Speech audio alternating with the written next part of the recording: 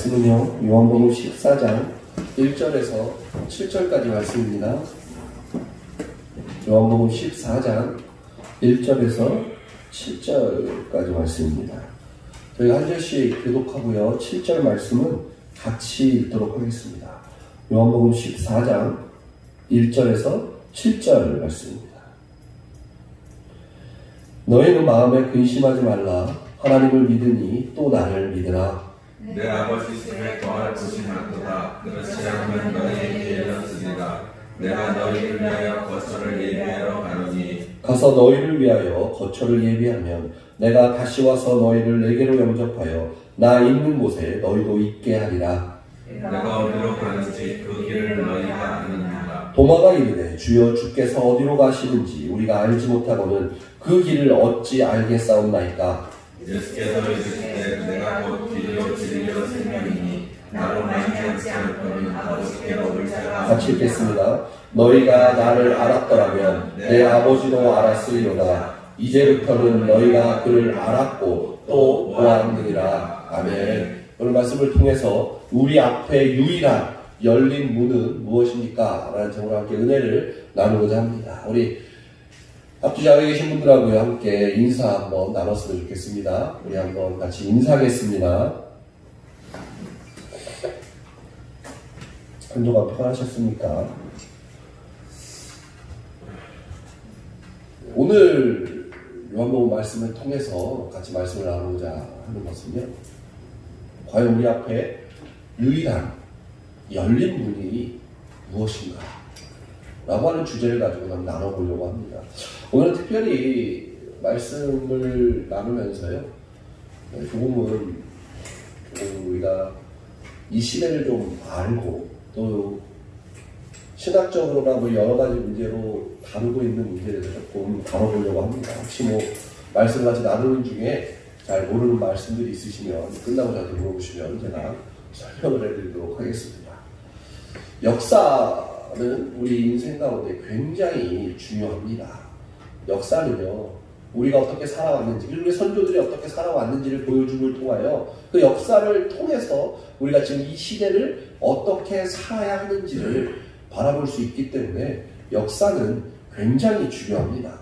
개인의 역사 역시 굉장히 중요하고요. 또 개인이 어떻게 삶을 살아왔고 어떻게 성장해 왔는지, 그래서 내 과거를 통해, 내 역사를 통해서 내 미래를 어떻게 준비해 가야 할지, 그것을 생각할 줄 아는 사람이요, 굉장히 현명한 사람이고, 그리고 그것을 통해 성장해가는 것이 발전적인 사람들의 모습이죠.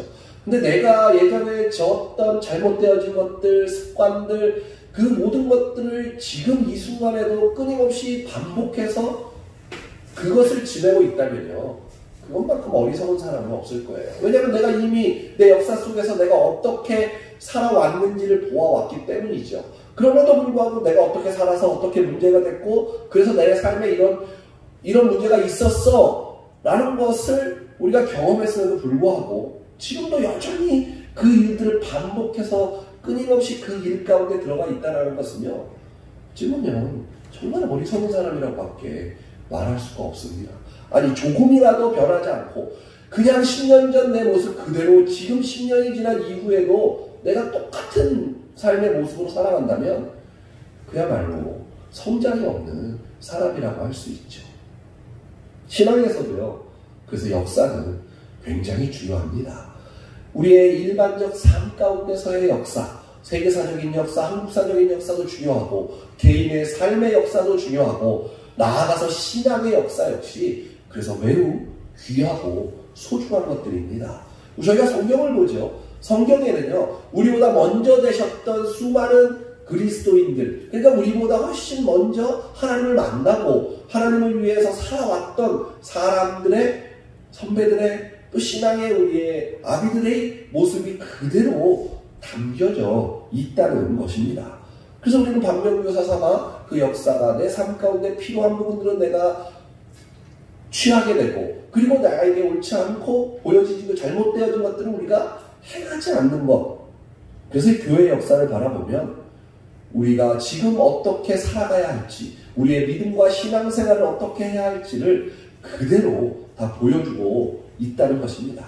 특별히 성경에서 말하고 있는 수많은 기독교의 역사들을 통해서요, 우리가 그 성경 말씀을 믿는다면, 그래서 성경 한 구절 한 구절이 하나님께서 나를 향하여 말씀하셨던 그 말이라는 것을 우리가 믿는다면 말이죠, 우리가 이 성경에서 말하고 있는 그 하나하나의 역사 또한 모두 다 믿을 수밖에 없다는 거죠. 그럼에도 불구하고 성경에서 이거는 뭐 맞는 것 같고 이거는 아닌 것 같고, 그래서 내가 믿고 싶은 것만 믿는 것은요 가짜 믿음이고, 그리고 그런 것은 그리스도인들이라고 볼 수가 없다는 것이죠. 뭐 역사를 바라보지 않겠습니다. 지금부터 약 한 100여 년 전부터 있었던 바로 자유주의라고 하는 신학의 영향으로, 이 자유주의 신학이 영향으로 교회들이요 다양한 형태로 보편주의와 포용주의가 대세를 이루게 됐어요. 여기서 말하고 있는 보편주의라뇨, 누구나 다 구원받을 수 있다라고 하는 겁니다. 그러니까 자유주의 신학이라는 말을 합니다. 이게 무슨 말이냐, 교회 가운데 자유주의적 신학이라고 사람들이 말하는 그 어떠한 철학적 사고가 교회 안으로 흘러서 들어왔다는 겁니다. 그 중 하나가 바로 보편주의와 포용주의라는 거예요. 보편주의는요, 하나님은 선하시고 하나님은 사랑이시기 때문에 모든 민족, 그러니까 뭐 구원을 받던, 말씀을 믿었던, 뭐 예수를 믿고 다 이런 걸 떠나서 모든 인간은 다 구원받을 거라고 하는 바로 그런 이야기입니다. 그러니까 지금 뭐 굳이 우리가 꼭 예수 그리스도만을 통해서 구원을 받는다라고 생각하지 않아도 된다 이거죠. 그러니까 하나님은 선하시고 하나님은 사랑이시기에 모두 다 구원할 거다라는 게 보편주의의 성향이죠. 포용주의 역시 마찬가지입니다. 하나님께서 사랑이시니까 우리가 평화적으로 모든 사람들을 다 포용해야 한다라고 하는, 그게 뭐 좋은 말이죠. 어떻게 보면 굉장히 이렇게 입에 발린 소리를 우리가 듣기에는요 굉장히 좋은 소리예요. 뭐 평화 말하고 뭐 함께 다 같이 잘 살자고 하는 거고, 우리 모두 하나님은 사랑이시라고 굉장히 하나님을 높여드리는 것 같고, 그러니까 우리가 다 같이 살아갈 수 있어. 뭐 듣기에는 굉장히 좋은 이야기라고 할 수 있죠. 근데 안타깝게도 이 자유주의 신학적 영향이 교회 안에 오랜 시간 사단이 계속 씨를 뿌려놔서 그 결과 교회 안에 뭐 수많은 페미니즘이라든가 동성애를 옹호한다든가 또는 같은 반기독교 문화가 버젓이 교회 안에서 이야기되고 있다는 것이죠. 이것이 가장 큰 문제라는 겁니다. 결국 이런 영향들이 교회 안에 계속 오랜 시간 동안 뿌리를 내리면서 알게 모르게 이런 영향들을 받았던 수많은 목회자들이, 우리나라 굴지의 수많은 교단들과 목회자들이 설교나 말씀을 통해서 교묘하게 바로 이런 식의 신앙을 우리에게 전수했고, 그리고 수많은 그리스도인들이 바로 그런 신앙의 영향 속에서 지금 아무렇지도 않게 신앙생활을 하며 기독교인이라고 말하면서 이 땅을 살아가고 있다는 것입니다.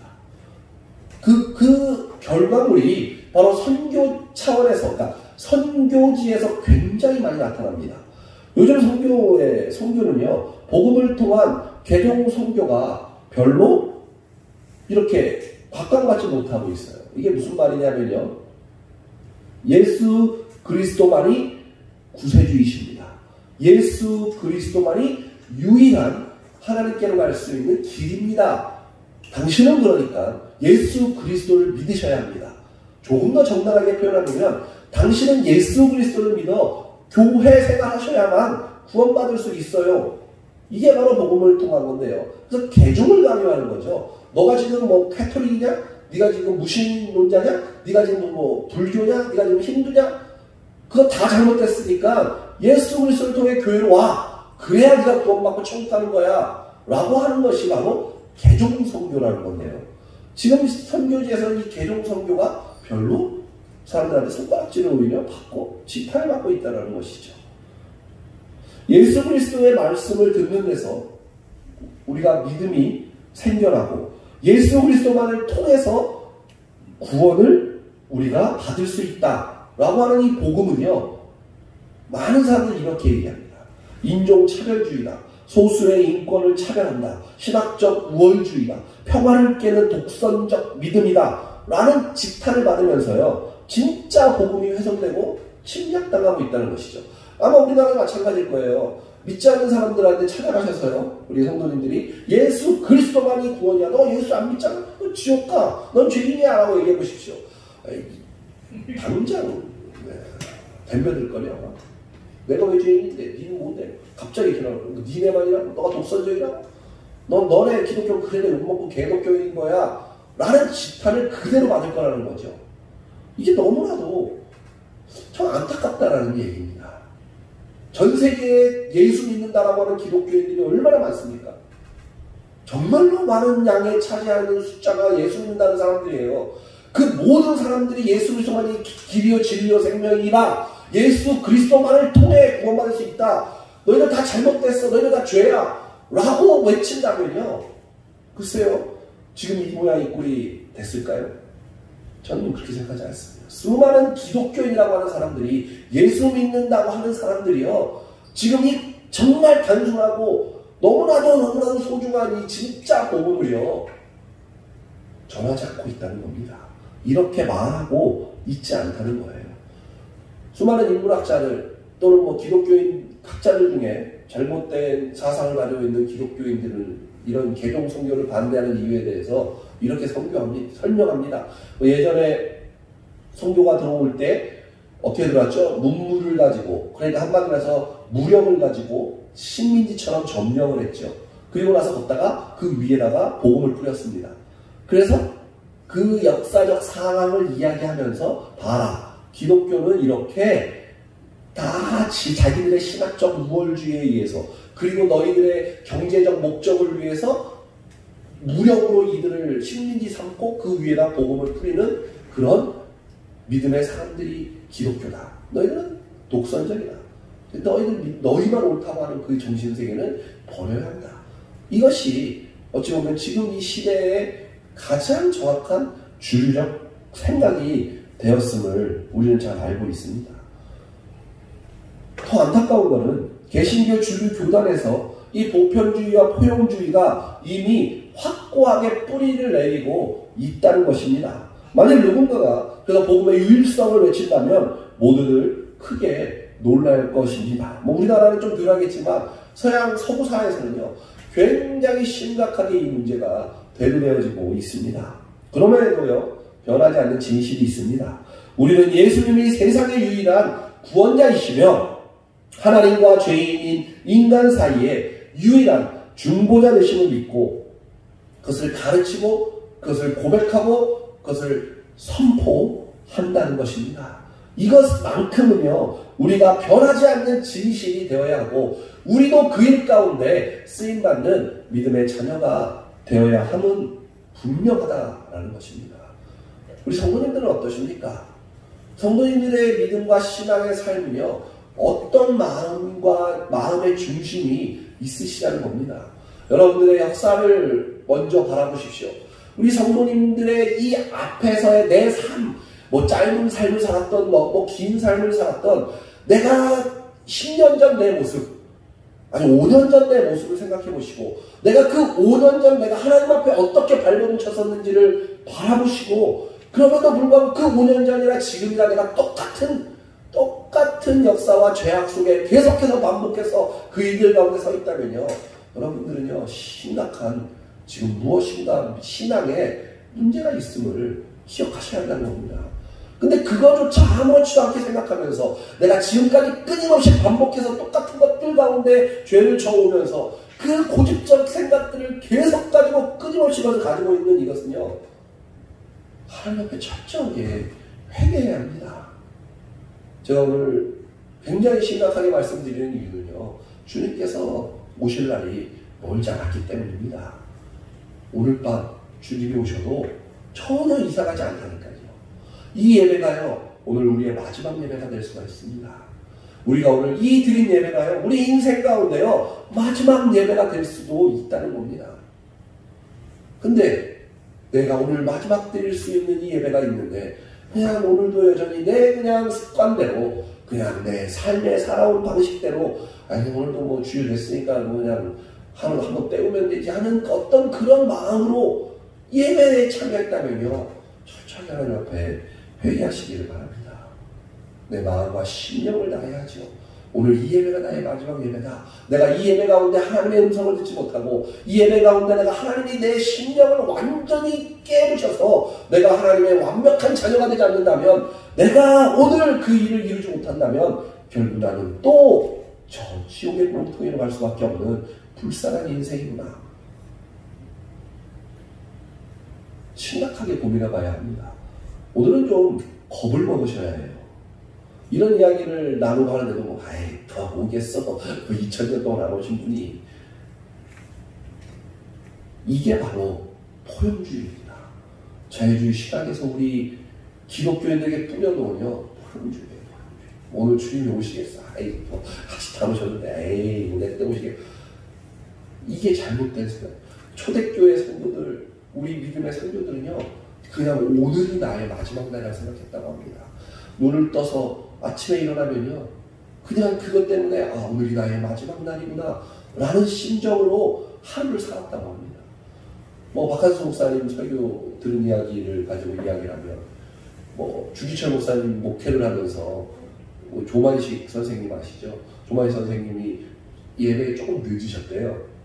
그랬더니 주기철 목사님이 늦게 조금 들어오시니까 그 조만식 선생님, 그 당시 뭐 민족 지도자셨잖아요. 그분이 들어오자마자 호통을 치셨다고 합니다. 당신이 지금 예수 앞에 지금 예배 시간이 늦습니까? 당신은 앉아서 예배드리라고 뒤에 서서 예배드리라.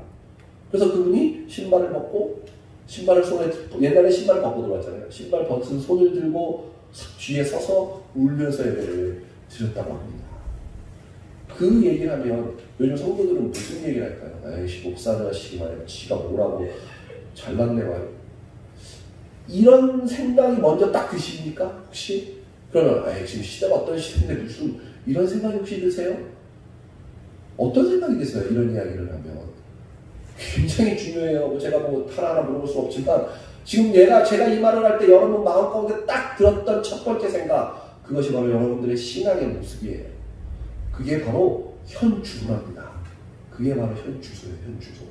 어떤 생각이 드셨어요? 저는 그 얘기를 들으면서 제 마음 가운데 그때는 정말 하나님이 인생 가운데 예배가 하나님이 그들의 인생의 최고였구나. 최우선순위였구나. 나는 어떤가에 대한 깊은 고민이 있었습니다. 여러분들 첫 든 마음이 어떠세요? 그게 여러분들의 마음이라, 여러분들의 신앙의 수준이라니까요.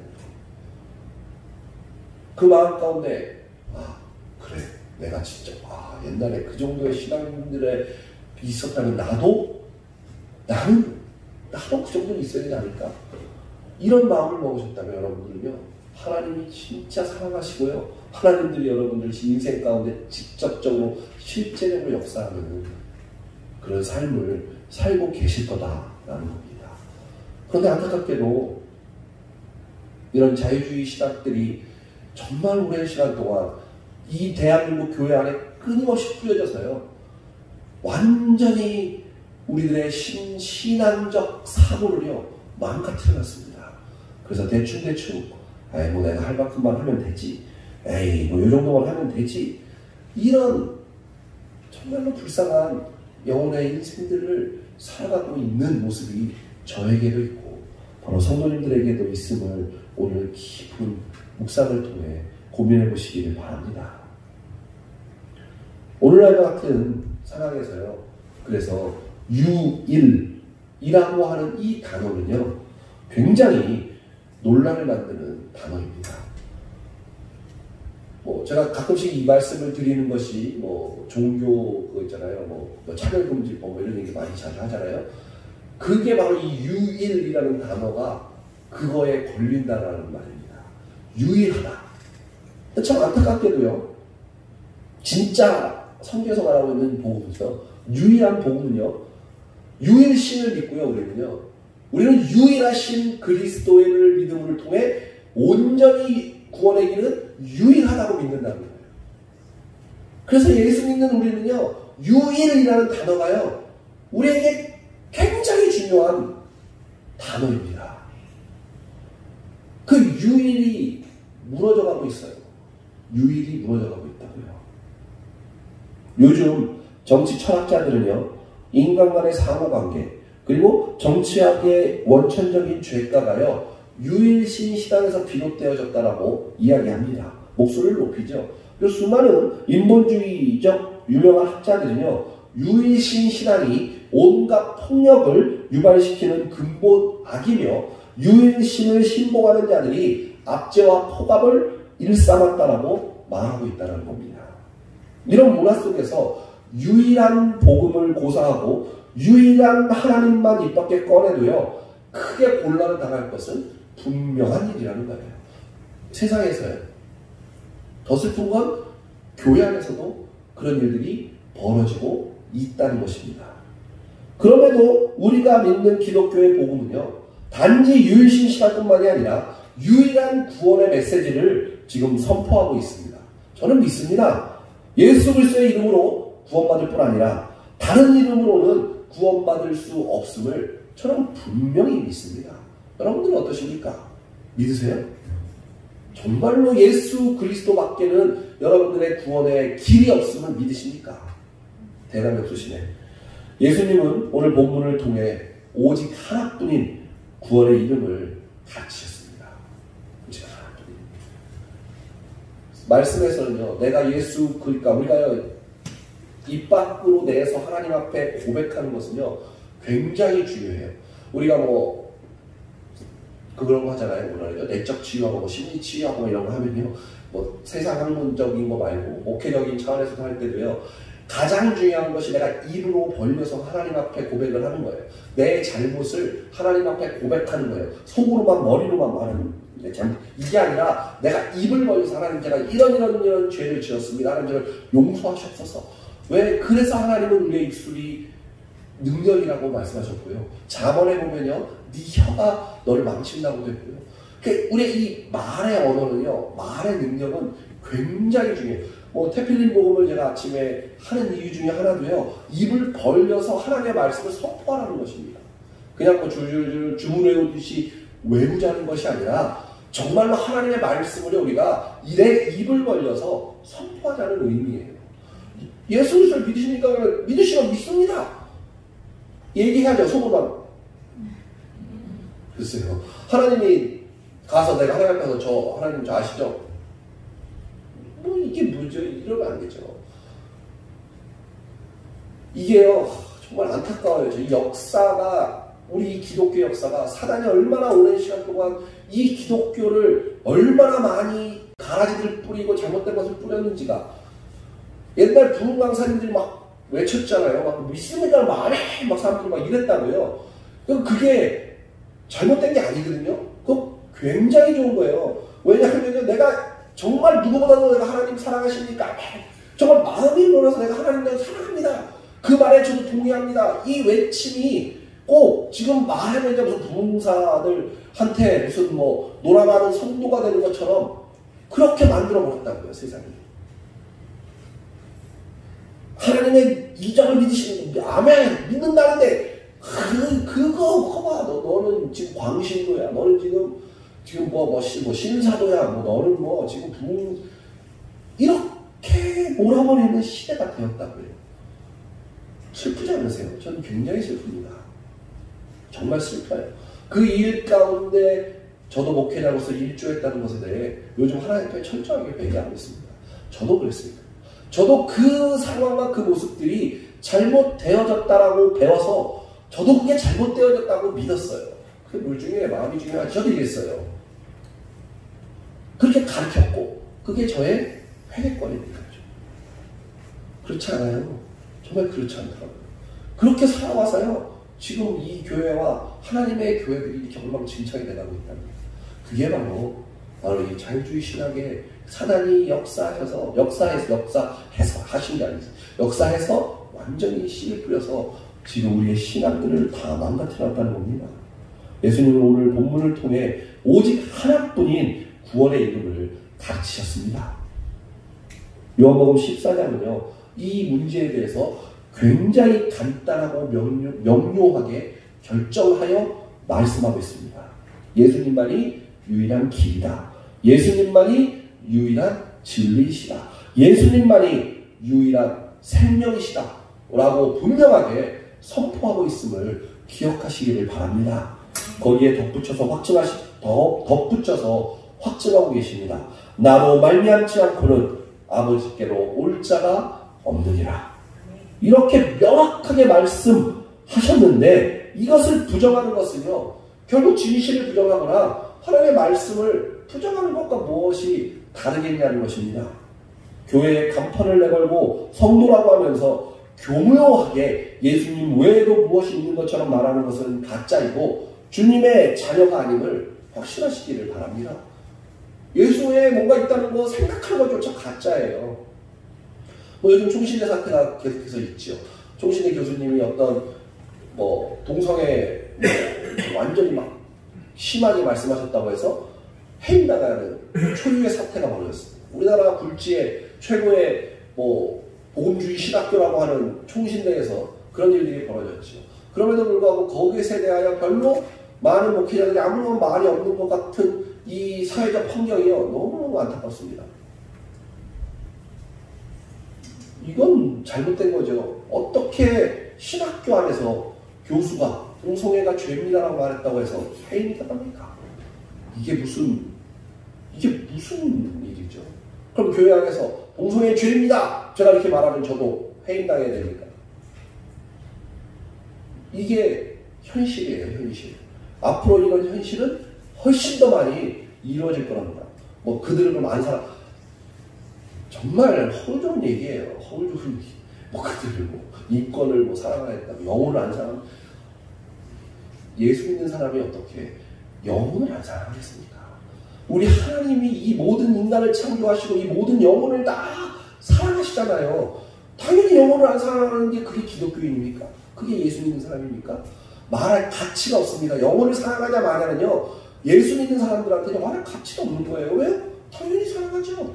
동성애자라고 안 사랑하겠습니까? 죄인이라고 안 사랑하겠습니까? 그 사람이 살인자라고 해서 안 사랑하겠냐고요. 당연히 사랑하죠. 그것이 하나님이니까요. 그리고 우리가 하나님의 자녀이니까 우리 영혼 다 사랑해요. 그래서 살인자 누가 풀려간다고 하는데 무슨 아주 굉장히 큰 살인을 저질렀던 사람이 그들의 인권을 해야 된다고. 글쎄요. 그러니까 굉장히 사단이 우리의 인식을, 눈을 흐려놓은 겁니다. 흐려놓은 거. 무엇에 초점을 맞춰야 되는지 모르는 거예요. 하나님은 영혼을 사랑하세요. 인간 하나하나 모두를 사랑합니다. 예수 믿는 누구도, 예수를 믿는다고 하는 하나님의 자녀인 우리도 다 영혼 사랑합니다. 동성애도 사랑하고 다 사랑해요. 그러나 동성애는 죄입니다. 당연히 죄죠. 살인이요? 죄예요, 죄.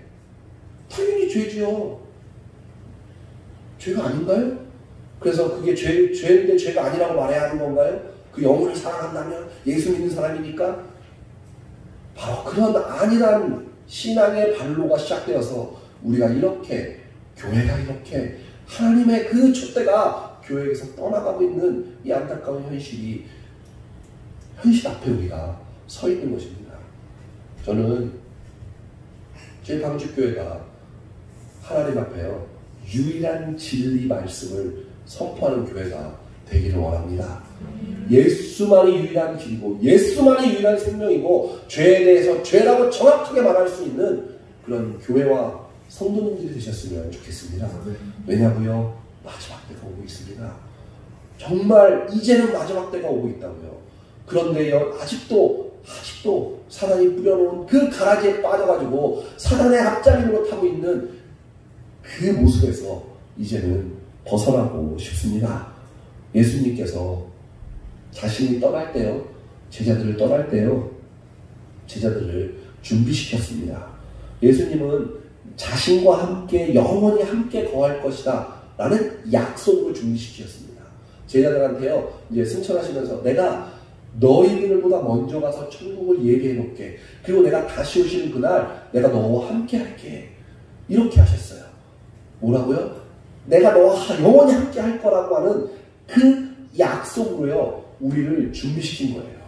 우리도요, 영원히 함께 하실 그 주님이 우리를 위해서 천국에서 우리의 자리를 마련하시고 우리에서 다시 오시는 그날 우리는 그 영광의 자리에 서야 하죠. 바로 그 약속을 믿기 때문에요. 지금 우리에게 우리 앞에 처해 있는 이 수많은 현실 속에서 이 어려움과 환난 속에서도요. 우리는 강력하게 하나님의 복음의 메시지를 전해야 하는 것입니다. 그게 바로 주님의 복음을 부끄러워하지 않는 우리의 모습입니다. 이것을 기억하셔야 해요. 우리는 유일한 구원의 길이시며 유일한 진리이시며 유일한 생명의 길인 그 예수 그리스도만을 고백하고 믿고 선포해야 하는 그것이 우리의 삶임을 기억하시기를 바랍니다.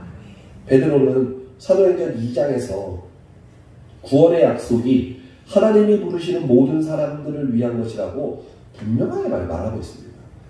그러니까 보세요. 베드로가 사도행전 2장에서요. 구원의 약속이요. 하나님이 부르시는 모든 사람들을 위한 것이라고 밝히고 있다고요. 그러니까 예수 믿는 사람은요. 모든 영혼이 다 살아간다라는 것입니다. 모든 영혼이 다 하나님 앞에 오기를 바란다라는 것입니다. 그렇다면 하나님은 사람들을 어떻게 부르십니까? 구원받을 자들을 하나님이 어떻게 부르시죠? 한 가지예요. 오직 자신의 아들인 예수 그리스도를 통해 부르십니다. 예수 그리스도 외에는요. 그 무엇도 구원의 길이 될 수 없습니다. 바꿔 말해 열린 문, 곧 천국문이죠. 천국문은요. 유일한 문이에요. 열린 문, 예수님을 이야기합니다.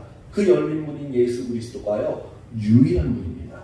유일한 문은요. 그래서 예수 그리스도밖에 없는 거예요. 어떠한 문도 없습니다. 이렇듯 저는 기독교의 이러한 철저한 배타성까지도요. 우리 믿는 자들이요. 굳게 옹호해야 한다고 생각합니다.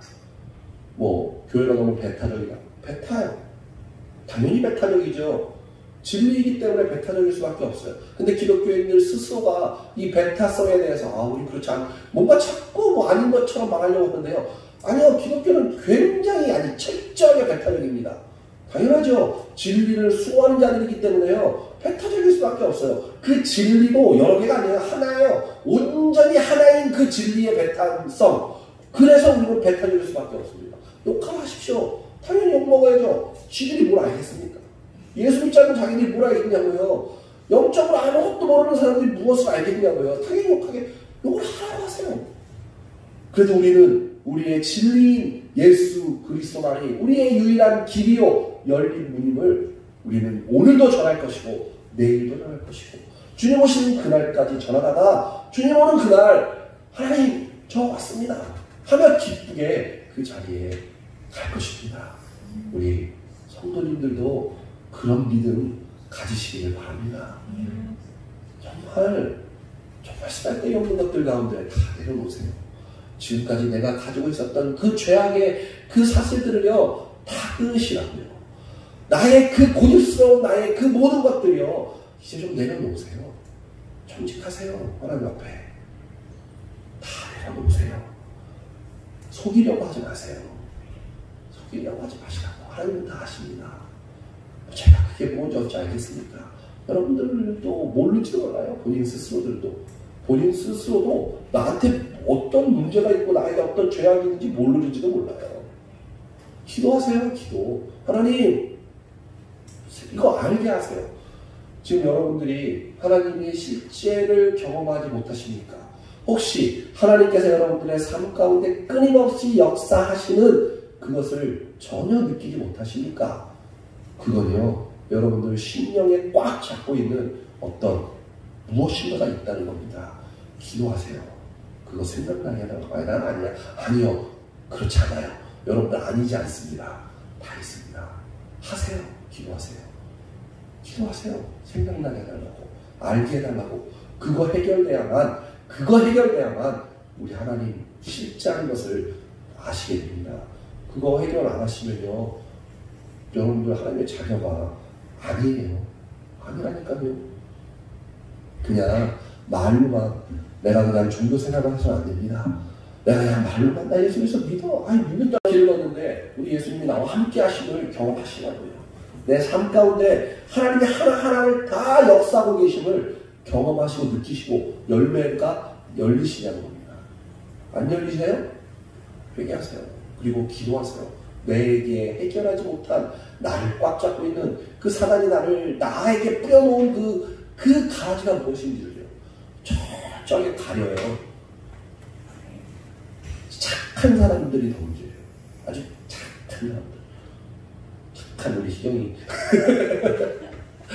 착한 사람들, 착한 사람들. 제가 보니까 아주 마음이 착한 사람들이요. 왜냐하면 착한 사람들은요, 정말 그러죠. 저는 못 돼가지고 그런데 착한 사람들을 이렇게 보면요, 모든 것들을 다 이렇게 선하게 보려고 하는 굉장히 하나님 주신 정말 좋은 마음인데요. 되게 좋은 마음이죠. 그렇죠? 이게 뭔가 이렇게 다 좋게 보이잖아요. 다 이렇게 그게 뭐 억지로가 아니라 진짜로 그렇게 보이더라고 같더라고요 보면. 근데 그건 좋은데요. 내 속에 있는 뭔가 하나님이 아닌 어떤 악한 것들이 뿌려놓은 무언가 있을 수 있다니까요. 그것도 좋게 봐서는 안 되죠. 그래서 기도해야 되는 거예요. 그래서 하나님께 기도해야 돼요. 기도를 정말 빡세게 해야 돼요. 그래야 그걸 알게 됩니다. 그걸 알아야 하나님 앞에 그걸 해결해달라고 기도하죠. 요청할 수 있다니까요. 이게요, 신앙의 굉장히 기본적인 원리인 거예요. 뭐 회개해야 합니다 이렇게 말하면요, 다들 회개? 그래 내가 오늘 그냥 좀 내가 죄를 졌지. 그렇죠? 죄 아닌 사람 없잖아요. 내가 오늘 너무 마음을 좀 이렇게 먹었지. 내가 거짓말 좀 했지. 회개해야지. 그것도 회개인데요. 정말 근본적 회개는요, 그게 아니에요. 우리 이 심령 가운데는 깊은 죄성이 있어요. 죄성.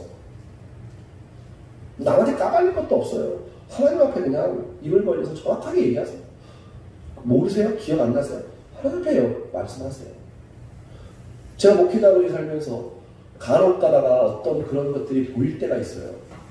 그러면요, 고민을 해요. 이걸 얘기를 해야 되나 말아야 되나.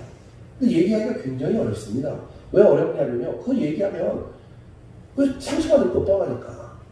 그럼 또 뭐 교회를 나오네 말해, 뭐 내가 하나님 뭐 딴데 목사가 나를 뭐 안 사랑하네 말해. 정말 이런 소리를 듣기 때문에 저는 말하고 싶지 않아요. 그냥 기도하죠. 하나님, 저 심령 가운데 저 보이는 저것이 이상하게 저도 그랬어요. 제가 예전에 성교단체에서 할 때요, 못된 사람이어가지고요, 사람들이 뒷구녕에서 욕을 엄청 했더라고요. 저 몰랐는데. 모르죠. 어떻게 하면 뒷담화 가는 걸 제가 어떻게 알겠습니까? 근데 어떤 저를 굉장히 따르던 한 아가 간사가 어느 날 저한테 와서 이야기를 하더라고요. 간사님, 네, 혹시 아세요? 뭐요? 간사님이 가지고 있고 옳다고 믿는 그것이 하나님이 보시기에 얼마나 교만한지, 이렇게 얘기하더라고요. 교만이라는, 교만한지 아세요? 그거 놓고 철저하게 기도하셔야 되지 않아요? 저한테 이랬어요. 제가 어떻게 했겠어요? 제가 맞아요 이랬을까요? 아니요. 화가요. 화로 머리끝까지 빡 쏟아치면서 내가 너나 잘해 그랬어요. 이건 수다에서 얘기한 거고요. 제 마음 가운데 어떤 마음이 들었냐면요, 신나 똑바로 가네 이런 마음이 들어서 이게 무슨 욕을 얼마나 했는지 모르겠어. 겉으로도 좀 했고. 근데 시간이 한 10여 년이 훨씬 지나서요, 오늘 하나님께 기도하는데요, 그 자매가 해줬던 그 말이요, 맞더라고요. 그게 나에게 있더라고요. 그게 내 심령 가운데 나도 모르는데 전 몰랐어요. 전부 다 그게 열심인 줄 알았어요. 저는 그게 하나님 앞에 똑바로 하는 건 줄 알았어요. 근데 한 10여 년이 지난 어느 날 정말 죽도록 고생하고 죽도록 하나님한테 맞다가 보니까요, 어느 날 그게 딱 보이는 거예요. 내가 그때 그 자매 말을 들을 거야. 후회한들 무슨 후회가 있어. 후회한들 무슨 소용이 있겠습니까? 결국 그 문제 때문에 10여 년 동안을 얼마나 하나님한테 혼나고 처맞았는지 몰라요. 정말 고통 가운데 살았어요. 그것 때문에. 그래서 그거 하나님 앞에 철저하게 회개했습니다. 그걸 회개하는 그 순간 제 심령 가운데요, 평안함이 넘치기 시작한 거예요. 저는 그런 것이 나에게 있는지조차 몰랐습니다. 누군가가, 저는 아닐 거예요. 저는 말 안 할 거예요. 누군가가 성도님들한테 와서요, 하나님의 옆에 그 모습이 있습니다. 회개하세요. 하면요, 회개하세요. 우리는 몰라도요, 하나님이 우리 동역자들을 통해서 그것이 보이게 하시는 거라는 거죠. 목사가 얘기하면 상처받으니까 저는 얘기 안 합니다. 기도할 뿐입니다. 믿는 사람들이 이렇게 그것을 믿기 때문에요. 우리가 그런 철저한 배타성과 오직 유일한 길 예수 그리스도만을 믿기 때문에요. 우리는요, 미움받아 마땅한 존재가 됩니다. 미움받는 것을, 손가락질 당하는 것을요, 두려워하지 마세요. 그냥 뭐 저 세상한테 조금만 더 엉겨붙어서 욕 좀 덜 먹을까? 그런 생각하지 마세요. 예수 믿으면요, 마음껏 욕 먹어 주면 돼요. 오래 살다 욕 먹으면요. 맞아요. 성경의 가르침은요, 굉장히 단호하고 명확합니다. 오늘 본문 6절 한번 볼까요? 예수께서 이르시되 내가 곧 길이요 진리요 생명이니 뭐라고요? 나로 말미암지 않고는, 예수 그리스도로 말미암지 않고는 하나님 아버지께로 올 자가 없다. 굉장히 단호하게 말씀하십니다. 사도행전 4장 12절입니다. 사도행전 4장 12절. 다른 이로서는 구원받을 수 어떻다고요? 없다. 다른 이로서는 구원받을 수 없나니 천하 사람 중에 구원을 받을 만한 다른 이름을 우리에게 주신 일이 없다. 분명히 말씀하시잖아요. 매우 명확합니다. 아니 매우 정확해요. 사도행전 16장 31절 좀 볼까요? 이르되 주 예수를 믿으라 그리하면 너와 내 집이 구원을 받으리라. 아멘. 더 많아요. 뭐 아주 성경은 뭐 널려 있습니다. 이런 말. 예수 그리스도 외에는 없습니다. 주 예수 그리스도만이 우리의 유일한 열린 문이시며 유일한 구원이시며 유일한 생명이시며 유일한 진리이십니다. 그것을 믿으십니까? 복음을 듣지 않으면 믿을 수 없고 믿지 않으면 구원받을 수 없습니다. 사실 우리의 상태가요, 구원을 필요로 하지 않는다면 지금까지 제가 말한 말이 별로 소용없어요. 그러니까 여러분들이 생각했어서 나는 구원받을, 뭐 내가 왜 구원받아야 돼? 라는 생각이 요만큼이라도 있다면요, 예수님은 필요 없는 겁니다. 복 받고 싶으시면 딴 데 가셔도 상관없습니다. 내가 구원이 필요하다. 내가 죄인이다. 내가 정말 이대로 살다가는 내가 정말 지옥 갈 수밖에 없어. 난 그래서 이 죄를 해결하고 싶어. 나는 정말 열린 문에 들어가서 나는 나중에 천국 가서 하나님하고 편하게 정말 행복하게 살고 싶어. 그러면 교회를 다니세요. 그리고 예수 그리스도를 믿으세요. 그리고 예수 그리스도를 전하세요. 그리고 예수 그리스도를 위해 고난을 받으세요. 만일 우리가 깨달음의 스승을 필요로 하면요, 저기 부처 하나로 충분합니다. 거기 다니시면 돼요. 만일 우리가 모든 상황에요, 내 모든 상황 하나하나마다 적용할 수 있는 신들이 필요하시죠? 힌두교로 가세요. 힌두교. 거기는요, 모든 신들을 다 내 삶 하나하나에 적용할 수 있습니다. 만일 우리가 어떤 부족신을 섬기기를 원하면요, 성황당 가시고 부족신을 섬기시면 됩니다. 만일 우리가 일련의 어떤 규칙과 어떤 헌신의 방법을 필요로 한다면요, 내가 어떤 규칙이 딱 짜여져 있는 규칙과 어떤 헌신에 대해서 정확하게 딱 프레임을 딱 짜놓은 그런 곳을 가시고 싶으시면 저기 무함마드 있잖아요. 저 이슬람이나 아니면 몰모교의 창시자인 요셉 스미스만 있으면 됩니다. 거기 가시면 돼요. 다 잘 가르쳐줘야 되는 이런 거.